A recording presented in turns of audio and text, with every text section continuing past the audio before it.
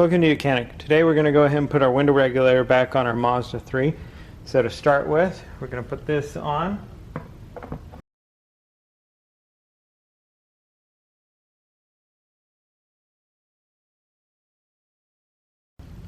We can go ahead and we can put these three bolts on from the window regulator, or they were nuts.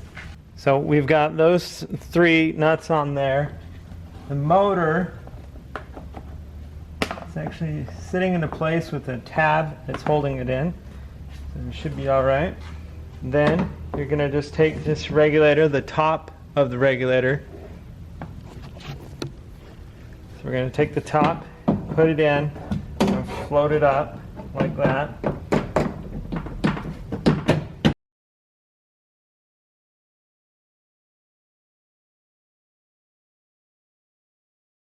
Preliminary, line up all the screws. We've got one bolt to go in right there.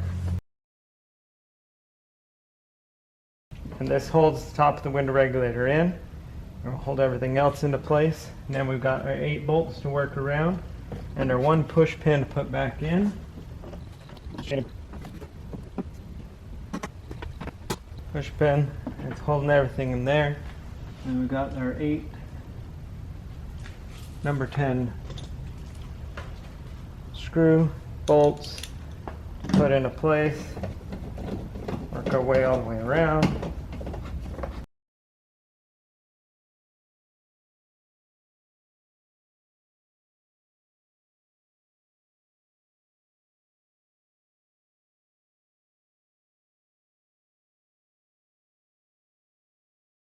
Right, we've got all 8 bolts put back in. We'll put the motor back on.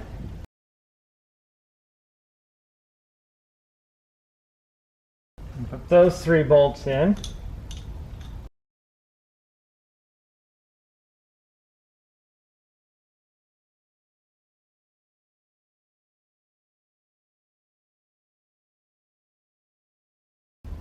Alright, with those all in good and snug, you're going to want to tighten, make sure these 3 bolts are tightened up that actually hold the window regulator on. With those tightened up, then let's go ahead and make sure we hook up all the electric that are going to be behind the door panel. That one.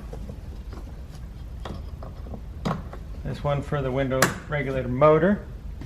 And this one over here for the door lock actuator. Plug that back in. It's all good. And the last one would be the speaker. Plug that in. So that's all the electrics hooked back up. That's going to be behind the door panel. These will hook up to the door thing, or the window module, to be able to roll the windows up and down. And that's how you replace your window regulator and the door panel on your Mazda 3. Thanks for watching YOUCANIC, where you can be the mechanic.